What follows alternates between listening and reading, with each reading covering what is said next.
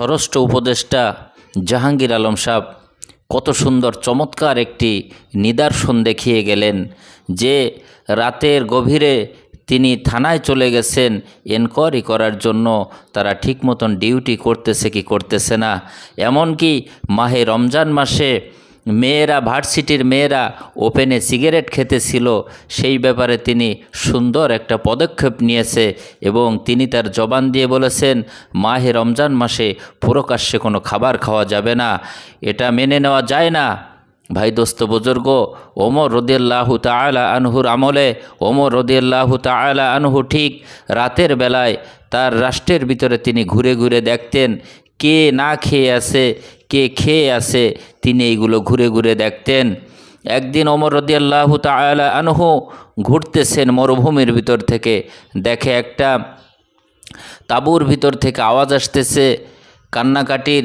তখন ওমর রাদিয়াল্লাহু তাআলা আনহু তার নিকটে গেলেন, যাওয়ার পরে দেখতেছে একটি মহিলা একটু পানির ভিতরে কিছু পাথর দিয়ে জ্বালাইতেছে আর ছেলে মেয়েদেরকে বলতেছে এই তো রান্না হয়ে যাচ্ছে, রান্না হলে তোমাদেরকে খেতে দেব, এই বলে তাদেরকে সান্ত্বনা দিতেছে। আর এই পাথরগুলো তিনি জ্বালাইতেছে চুলার ভিতরে গরম পানির দিয়ে।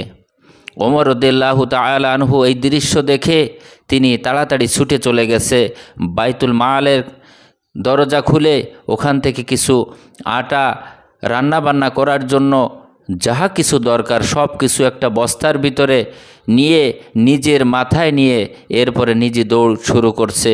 দৌড়ইতে দৌড়ইতে এসে সেই তাঁবুর মহিলাকে দিচ্ছে আর বলতেছে ওগো মা, তুমি তাড়াতাড়ি এই আটা দিয়ে রুটি তৈরি করে তুমি তোমার বাচ্চাদেরকে তাড়াতাড়ি খাওয়াও।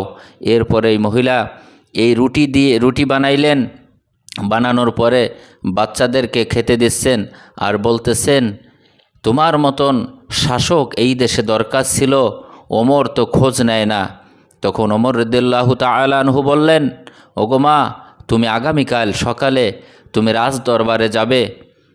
তখন মহিলা আগামীকাল সকালে যখন রাজ দরবারে গেছে, যে দেখে রাতের বেলায় যেই লোকটি আমার বাসায় খাবার দিয়ে গেছিল এই লোকই তো এই রাজ্যের সরকার, এই রাষ্ট্রের বাদশাহ।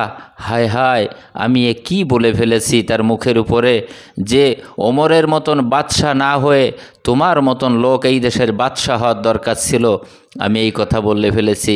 হায় হায়, আমি তো একটা লজ্জা পেলাম। ভাই দোস্ত বুজুর্গ, দেখেন তাদের চিন্তা ধারণা কেমন ছিল, তারা রাষ্ট্রকে ডেভেলপ করেছে, রাষ্ট্র উন্নতি করেছে। আর আমাদের দেশে যারাই দায়িত্বে আসে দেশকে লুটে পুটে খেয়ে দেশকে রসাতলে ফেলে দিচ্ছে।